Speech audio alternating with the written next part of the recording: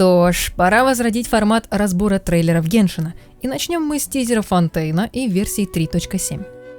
Давай разберемся, какие интересные детали вы могли упустить в новых тизерах. С вами Почи, и мы начинаем. В трейлере нас встречает журналистка из Фонтейна Шарлотта, которая путешествует по Тайвату, беря интервью у потенциальных участников карточного турнира.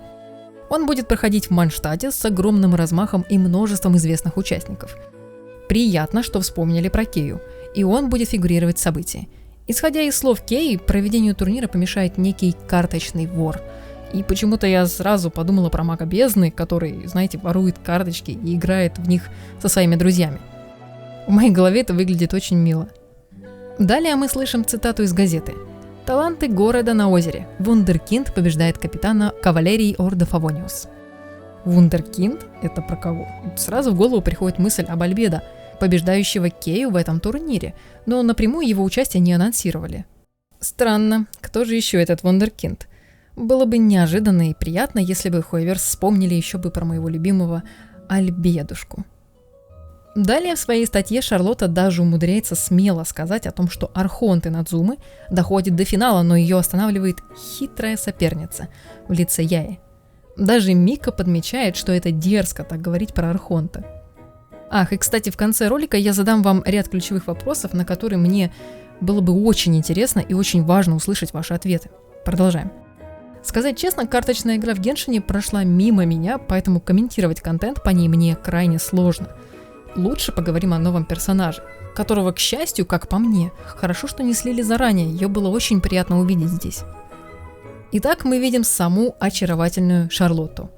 Конечно, мне же, наверное, не одной показалось, что Март 7 сделала себе костюм пом-пом и очутилась в Геншине.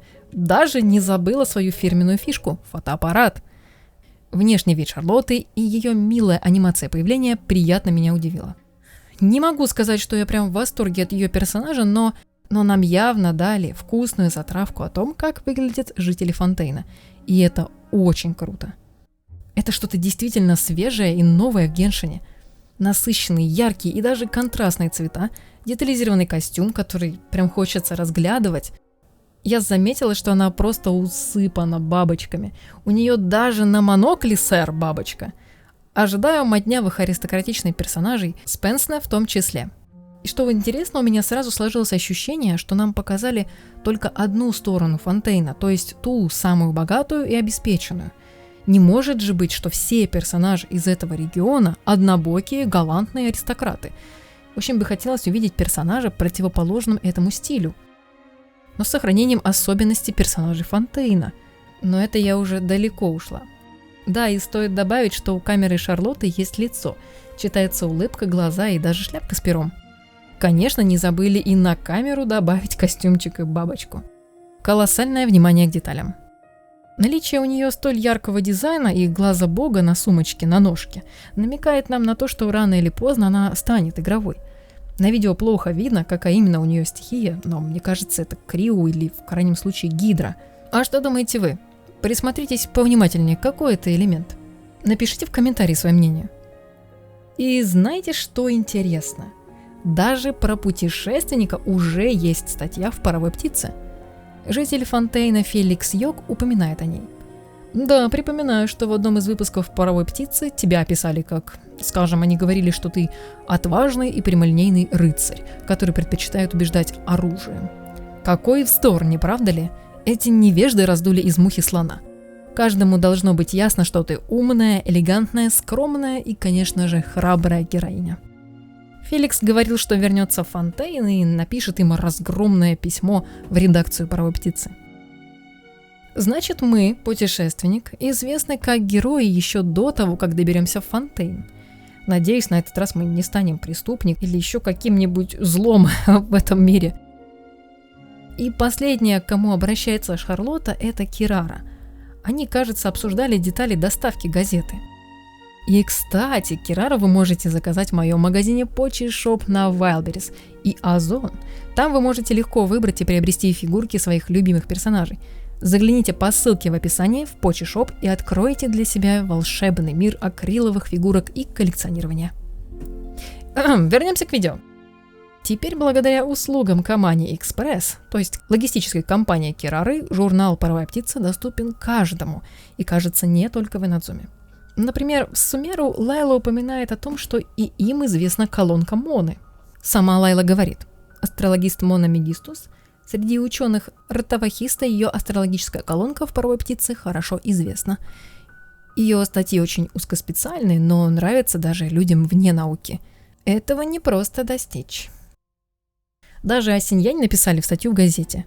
Она мастерски играет рок, но еще более совершенно она играет на струнах людских душ. Такую оценку ей дала когда-то «Паровая птица». Это основная газета «Кур де ля Фонтейна». Она пестрится разнообразными рубриками, доносящими до читателя последние новости и сплетни со всех 7 королевств. То есть фонтейнцы окружают нас повсюду и повсюду собирают информацию для своей газеты. А еще в трейлере нам показали Керару уже в полной красе, так скажем. Один интересный факт вы о ней могли не заметить. Кто-то подметил, что весь ее образ является отсылкой на японскую логистическую компанию Ямато Транспорт. Во-первых, соблюдены цвета бренда – желтый, черный и бирюзовый. Это читается в одежде Керары. Во-вторых, похожий логотип. На поясе Керары виднеется некий брелок с изображением мамы котика, которая несет котенка. Аналогичный смысл у логотипа Ямато Транспорт. Это, честно говоря, неожиданная, но прикольная отсылка. А может быть, даже случайное совпадение? Не думаю. После просмотра стрима мне показалось, что патч 3.7 пустоват. А нет, постойте. В самом конце стрима нам дали крохотный анонс Фонтейна, который мы сейчас раздерем на кусочки. А именно краткий пример контента под водой с изучением морского дна. И я надеюсь, что они добавят действительно интересный геймплей с элементами боя, например, с помощью гарпуна, вместе с погружением под воду. Это было бы очень круто и весело, особенно в исполнении Hoyoverse. Возможно, под водой будут материалы для возвышения персонажей из Фонтейна.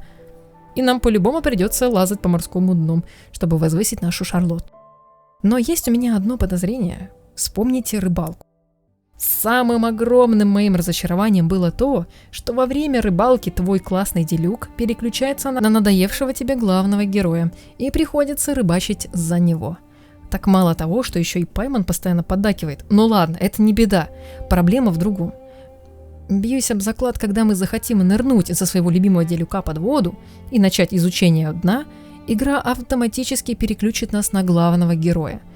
Я очень сомневаюсь, что Hoyoverse настолько постарается, что сделает анимацию погружения для каждого персонажа.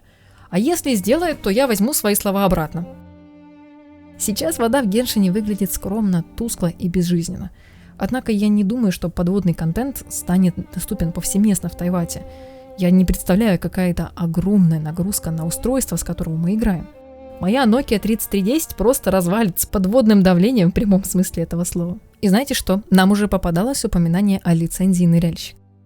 Порт Омас есть NPC, который упоминает эту лицензию. Зовут его Васка, прямо как Дегамма. Он хочет вновь пуститься в плавание только после того, как получит лицензию ныряльщика в Фонтейне. Но тут же говорит, что вода в Фонтейне совсем другая. Если он выучится там, то маловероятно, что ему это чем-то поможет в его плаваниях. Может, там вода, под которой можно дышать? Звучит как бред, но предполагать можно всякое о ее свойствах, особенно учитывая, что Фонтейн — это своего рода родина гидроэлемента и воды как таковой. Если вы обратите внимание на главного героя в тизере, то увидите, что он использует гидроэлемент, когда плавает. Однажды у меня было желание играть на путешественнике, но я так ни разу не привела его в исполнение. И у меня есть надежда, что механика гидропутешественника, может быть, меня заинтересует. Или, что хуже, она будет, наоборот, принуждать меня играть на путешественнике из-за ее особой механики, позволяющей погружаться нам в воду. Что меня еще заинтересовало в том тизере, так это странная постройка справа. Разглядеть ее очень трудно. Начинаем пиксель-хантинг. Но она сразу напомнила мне заброшенную подводную лодку или даже подводную базу. Самое интересное для меня — это изучение руин, а особенно подводных. Сам внешний вид Фонтейна мы уже обсуждали в предыдущем ролике, и здесь я не буду на этом зацикливаться. Разве что я предполагаю, что они могут сделать Фонтейн как Белобог, где тот же город, но есть надземная и подводная части города. Думаю, вы помните, что летом, то есть в 3.8, нас ожидает патч с временным регионом. Однажды это был архипелаг Золотое Яблоко, потом это были Сладкие морские сны. В этот раз было бы интересно, если бы в летнем мероприятии геймплей строился на основе новой системы дайвинга. Это бы хорошо зашло в преддверии исследования Фонтейна. Ах, и еще в конце трейлера нам показали, как ее и Мия, и главный герой попали вместе в Сумеру. Очень неожиданно и очень приятно. Мне нравится то, что Hoyoverse делает в последнее время с игровыми персонажами из разных стран. Они вынуждают их взаимодействовать с друг другом, открывать что-то новое и общаться. Когда все персонажи связаны или как-то знакомы, у них есть какие-то отношения к друг другу, это оживляет эту игру. Я так давно не заходила в Genshin, и вот знаете, что в свое время меня зацепило в этой игре? В детстве я очень часто делала макеты маленьких миров из пластилина. Знаете, на бумажке. Они были такими наивными, простыми и очень яркими. Там были горы, море, динозавры. И вид Монда, который встретил меня в начале этой игры, напомнил мне мои миры. И мне захотелось тут остаться. Пусть сейчас я почти не играю, но для меня время, проведенное в Тайвате, всегда будет чем-то радостным и чем-то новым. Из-за Геншина родился этот канал, собрались все мы, и получилось это все. Я сильно изменилась и очень этому рада. Ох, я ушла от темы, просто очень хотела с вами поделиться чем-то своим. Итак, вопросы. Каждый раз, когда я пишу сценарий, я не знаю, как сказать «житель Фонтейна». Фонтейновец? Фонтейнчанин? Как? Нужна ваша помощь. А если серьезно, то, пожалуйста, в комментариях назовите в лоре Геншина те моменты, которые вам непонятны, которые вам бы хотелось узнать, разжевать, и я постараюсь удовлетворить ваш запрос. А на этом у меня все. С вами была Почи. Не забывайте подписываться на канал, ставить лайк, если вам нравится контент. Всем пока и берегите себя.